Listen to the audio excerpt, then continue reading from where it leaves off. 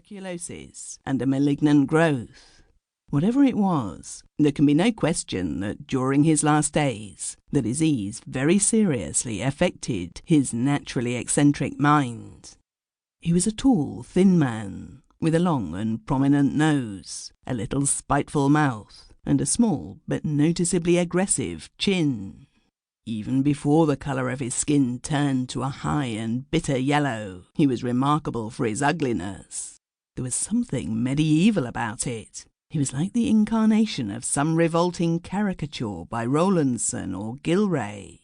Young Whitley ran across him in Cape Town the day before they sailed, and Herbert did what was for him an unprecedented thing. He made what seemed to be a generous offer when he heard that Angus was going to travel third class. No, he said. Don't do that. You're just the man I want for a secretary on the voyage. I'm going home for good. No end of stuff to settle up. I want someone badly. In the surprise of the moment, Angus never thought of refusing. He did not like Fuller Herbert. No one did. But he anticipated no difficulty in putting up with him for 3 weeks as an employer. Moreover, there was a queer urgency about Fuller then that would brook no denial. He did nothing. He seemed to have nothing to do. But his actions and speech were those of a man who had a critical, even a vital engagement 5 minutes ahead, an engagement that was always waiting for him, that engrossed all his attention and never matured. His air of expectation was not less marked on the boat. Indeed, it was rather exaggerated. Angus's duties as secretary were purely imaginary. Herbert would take him down into his cabin in the morning and begin by making some pretence of business. He would stand by the porthole. They steamed north through a flat calm until they passed Las Palmas, and mutter to himself as if collecting his thoughts.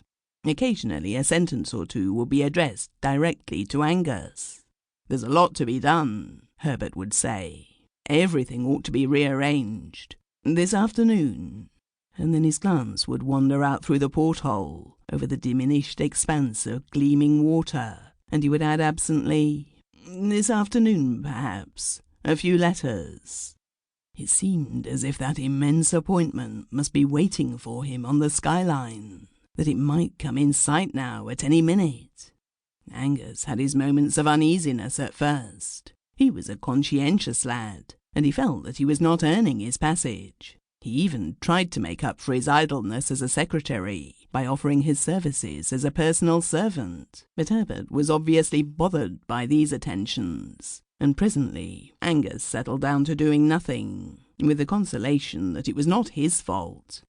He was young, he was on his way home, he was going to see the girl he was engaged to after 18 months' absence, and if he had any presentiment at all, it was that his luck would change, that he would get a job in England, that everything was going to be all right.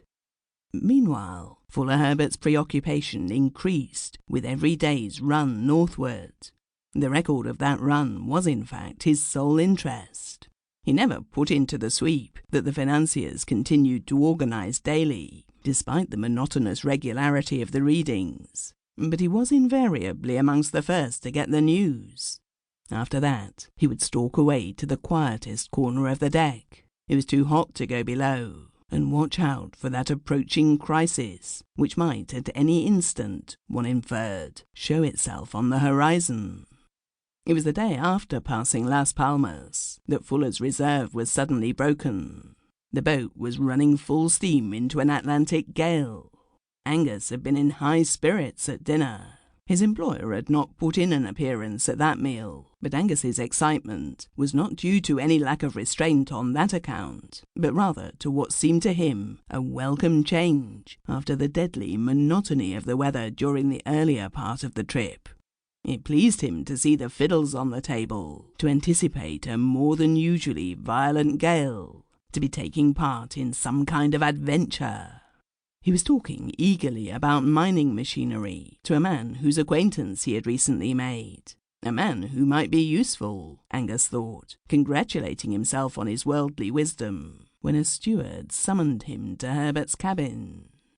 Herbert was in his bunk, lying.